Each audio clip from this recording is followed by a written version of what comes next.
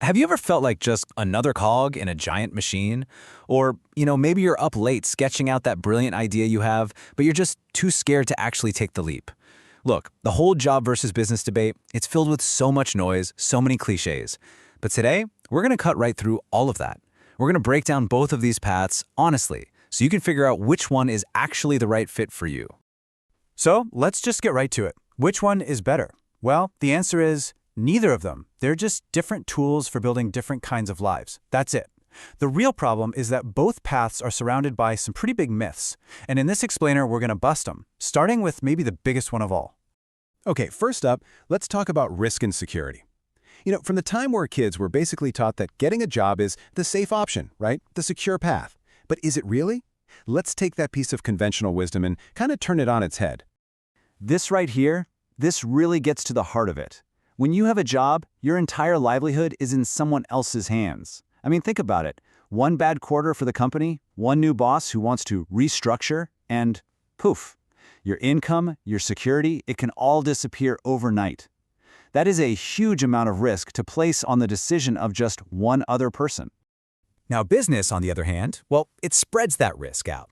If you've got 50 customers and you lose one, sure, it stings, but it's not the end of the world. But let's be totally honest here. A business can have a single point of failure too. That one key client that makes up 80% of your income. If you lose them, you're in some serious trouble. The real difference is who's in control of managing that risk. So it really boils down to this trade-off. A job can feel like a golden cage. Yeah, it's safe, it's predictable, but you are not the one holding the key. A business, well, it's kind of like a rickety raft on a stormy sea. It is definitely risky, maybe even a little terrifying, but you are the captain. So the real question isn't just about security. It's about what you can live with, risk you can't control, or risk that you can. All right, next up, let's talk about freedom. We all have this romantic image of the entrepreneur, right? The person working from a laptop on a beach, calling all the shots. It's a really powerful image. But what is the real price you pay for that so-called freedom? Ah, yes, the classic entrepreneur's paradox. And this chart says it all. You quit your 9-to-5 so you don't have to work 40 hours a week for someone else, only to end up working 80 hours a week for the most demanding boss you've ever had, yourself. And yeah, I'm guilty of this too. That work whenever you want dream is, especially in the beginning, a work all the time reality. And this is a really big one, a huge difference in your lifestyle. When you have a job, you can clock out at 5 p.m., and for the most part, you can just forget about it. That's a luxury you don't realize you have until it's gone. Because when you're an entrepreneur, your brain is always on. You are constantly thinking about sales, marketing, payroll, a million different things. It can be totally exhilarating for sure, but man, it can also be absolutely exhausting. Okay, let's talk money, but not just how much you can make. Let's geek out for a second on the math behind your income, because the way you get paid is fundamentally different in a job versus a business. A job is basically a direct trade, hours for dollars. You can climb the ladder, you can get promotions, get raises, but you will eventually hit a ceiling. There's only so much money a company is able or willing to pay for your time, no matter how hard you work or how brilliant you are. Your income is linear. A business, though, that's totally different. It's about scalability. You do the work once to create a product or a system, and then it can keep paying you over and over again. You're not trading your time for money anymore. You're creating value that can be sold to thousands, maybe even millions of people. That's the magic of it.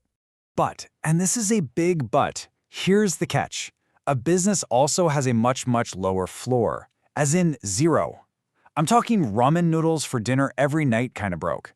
You have to be willing to go through that pain, that deep uncertainty, for the chance to make it big. You have to ask yourself, are you really built for that? So we've covered risk, we've covered time, and we've covered money. But what about the work itself? What do you actually enjoy doing day in and day out? This really just boils down to a personality question. Are you a deep diver, or are you more of a jack of all trades? Let's just be real for a second here.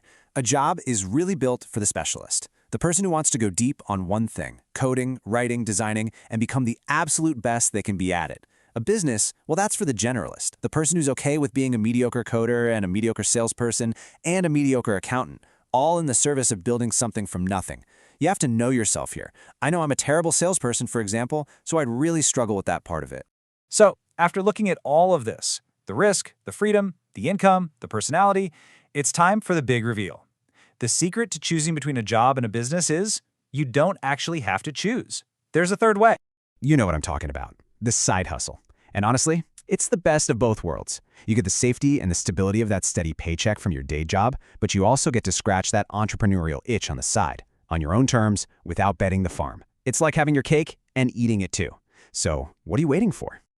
At the end of the day, there is no right or wrong answer here. There really isn't. It's all about what's right for you right now in your life. You know, I actually started my career in a safe corporate job, but I always had this little voice in my head, this nagging feeling that I was meant for something else. So I started a little project on the side, and eventually it grew into what I do today. And it was the best decision I ever made. So I'll just leave you with this question. What's your next move? If this made you think, hit like, share it with someone who needs it, and comment what you want to learn next. Follow Mindset Millionaire for daily wealth lessons.